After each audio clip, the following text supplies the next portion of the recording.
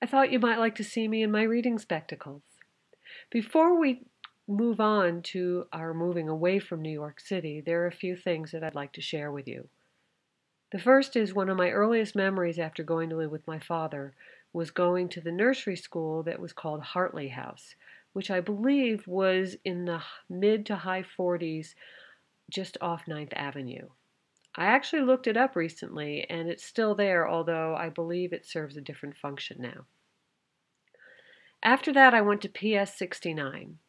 Now, I don't recall where exactly that was, but I do know that it was a fair way from West 45th Street. And I also know that at a very young age, I was sometimes taking myself to school and coming home alone from school, riding the subway by myself or a bus, rarely walking. I always hated walking, really, at that time. And pretty much just running around the city by myself. Now, mind you, we moved away from the city when I was about 8 years old. So all of this was going on before that.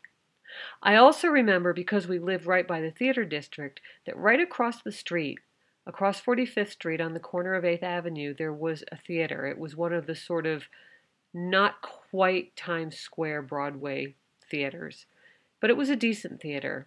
And they had some show going on that had live animals in it. And I don't know what the show was, but what I remember is that parked right outside the stage door, there was a trailer with goats every day during this show.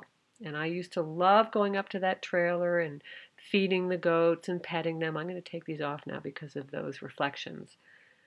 So those of you who know me now will probably get a kick out of that because, of course, you know that I am mad for goats and that I have had goats living in my backyard at one point that we rescued. So my passion for goats started early on. I also remember that on that street where we lived, there was a very, very old African-American tailor named Mr. Lynch. And Mr. Lynch taught me how to thread a needle, and I use that method to this day, when I do so, which is pretty rare. But even then, I do still remember how to thread the needle like Mr. Lynch showed me. As I said, we moved from New York City when I was about 8. My father decided that Putney, Vermont was a wonderful place for us to go, and so he packed us up and he moved us there. And that will be the next installment.